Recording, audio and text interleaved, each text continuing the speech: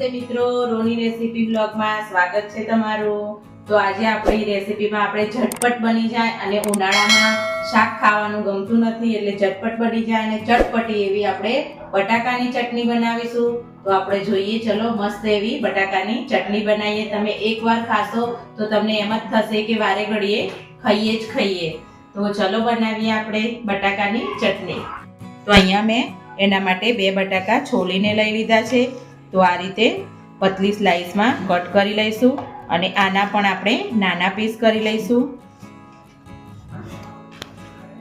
આ રીતે નાના પીસ કરી લઈશું બટાકાના।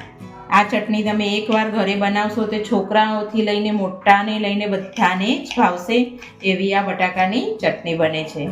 તો આ રીતે આપણે બધા જ બટાકાને ઝીણી સાઈઝમાં કટ કરી લેશું। તો મિત્રો આ વિડીયો પૂરો જોજો તો જ તમને આઈડિયા આવશે કે મેં બટાકાની ચટણી કેવી રીતે બનાવી। તો આખો વિડીયો પૂરો જોજો મિત્રો, તો તમને આઈડિયા આવશે કે કેવી રીતે ચટણી મેં બનાવી, કયા ટાઈમ પર કયો મસાલો એડ કર્યો મેં એ જોવાનું છે આમાં। તો એકદમ ચટપટી આપણી ચટણી કેવી રીતે તૈયાર થાય છે, તો આખો વિડીયો તમે પૂરો જોજો તો જ આઈડિયા આવશે કે કેવી રીતે ચટણી આપણે પણ ઘરે બનાવી, અને પહેલી વાર બનાવશો ને તો પણ એકદમ પરફેક્ટ જ બનશે। જો તમે વિડીયો સ્કીપ કરશો તો તમને આઈડિયા નહીં આવે કે કેવી રીતે મેં ચટણી બનાવી। તો તમારે પૂરો વિડીયો જોઈ અને આ ચટણી બનાવવાની રહેશે। તો આ મેં 2 મીડિયમ સાઇઝના બટાકાને ઝીણી સાઇઝમાં કટ કરી લીધા। તો આ રીતે આપણે તેલ લઈ લેવાનું છે। આપણું તેલ ગરમ થઈ ગયું છે તો બટાકાને એમાં આપણે બોઇલ કરી દઈશું। થોડા અધકચરા આપણે શેકી દઈશું બટાકાને। આ રીતે હલાવતા જઈશું અને ગોલ્ડન બ્રાઉન થાય ત્યાં સુધી બટાકાને આ રીતે કરતા રહેશું। તો આપણા બટાકા મસ્ત એવા ગોલ્ડન બ્રાઉન થઈ ગયા છે। તો આપણે અહીંયા એને કાઢી લેશું બહાર। આ ચટણીને તૈયાર થતાં 10 થી 15 મિનિટ જ લાગે છે। આ પ્રોસેસ થતાં આપણે 3 થી 4 મિનિટ જેટલા બટાકા ચડતા વાર લાગી છે। હવે આપણે એમાં મસાલો કરવા માટે થોડો મસાલાનો આઈડિયા આપી દઉં કે કેવી રીતે આપણે એનો મસાલાનો ચટપટો મસાલો કરવાનો રહેશે। અહીંયા મેં અડધો કપ જેટલા સિંગદાણા લીધા છે। તો એ જ તેલમાં આપણે અડધો કપ જેટલા સિંગદાણા એડ કરી અને સિંગદાણાને 1 થી 2 મિનિટ ચડવા દઈશું પહેલા। તો આપણી સિંગ થોડી અધકચરી શેકાઈ ગઈ છે તો આપણે અંદર લીલા મરચાં એડ કરીશું। આ તીખા છે લીલા મરચાં, અને મેં એક મીડિયમ સાઇઝનું તીખું મરચું લીધું છે અને 8 થી 10 લસણની કળી લીધી છે। તો એને બરાબર અંદર મસ્ત એવું સાતળી લેશું।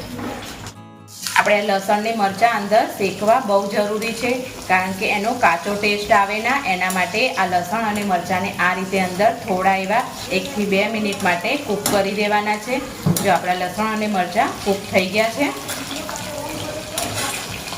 તો આપણે ગેસ બંધ કરી દઈશું। તો આપણે આ કાઢી લીધા છે લસણ અને મરચાં। તો આપણે આમાં સિરવટ્ટામાં આ રીતે અધકચરા ખાંડી લઈશું।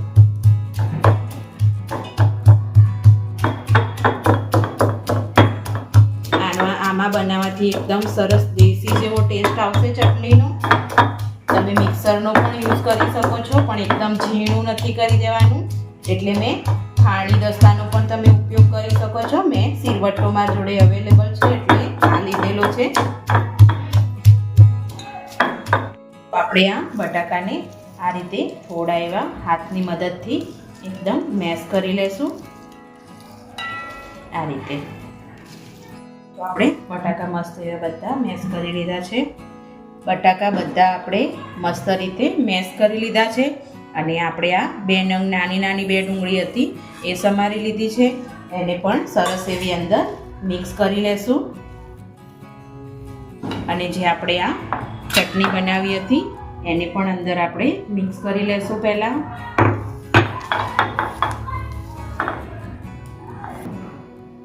તો અહીંયા આપણે કોથમીરના પાન પણ એડ કરીશું, થોડા ચટણી એડ કરી, એક કાચી ડુંગળી એડ કરી અને કોથમીરના પાન એડ કર્યા. અને આ છે આમચૂર પાવડર, એ પણ આપણે એક ચમચી જેટલો, નાની ચમચી હોય એટલો એડ કરીશું. તમે ચાટ મસાલો પણ લઈ શકો છો. અને આ બધા સ્વાદને બેલેન્સ કરવા માટે મેં અહીંયા એક ચમચી જેટલું લીંબુનો રસ લીધો છે અને અડધું લીંબુ, અને સ્વાદ પ્રમાણે મીઠું એડ કરી અને આ બધાને પહેલાં આપણે સરખી રીતે મિક્સ કરી લેશું.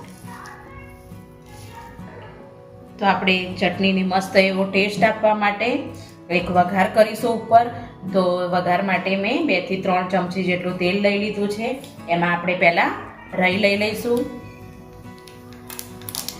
રાઈને બરાબર તતડાઈ દેવાની છે અને ગેસ પણ બંધ કરી દેવાનું છે. મેં 1 પિંચ જેટલી થોડી હળદર લીધી છે અને લાલ મરચું 1 ચમચીથી, તમે ઘરમાં જે પ્રમાણે તીખું ખાતા હોય એ રીતે લઈ લીધું છે. અને આ રીતે બધાને મિક્સ કરી લેશું અને આપણી ચટણી ઉપર મસ્ત એવો વઘાર કરી લેશું. આપણે ચટણીના ટેસ્ટને એકદમ બમણો કરી દે છે આ વઘાર. અને આ રીતે બધું જ મિક્સ કરી લેશું.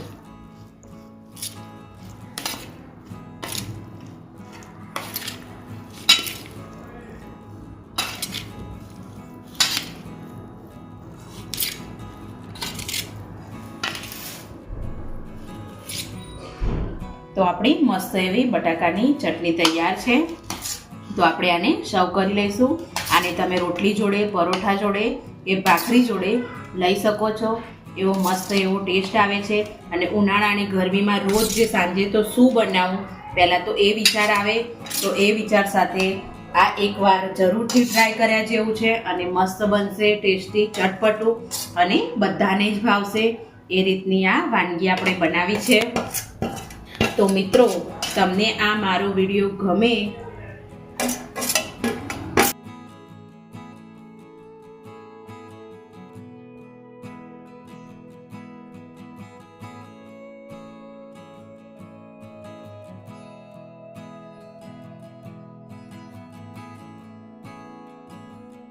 તો મિત્રો, આ વિડીયો તમને મારો ગમ્યો હોય તો લાઈક કરજો, શેર કરજો, સબસ્ક્રાઇબ કરજો. Thank you.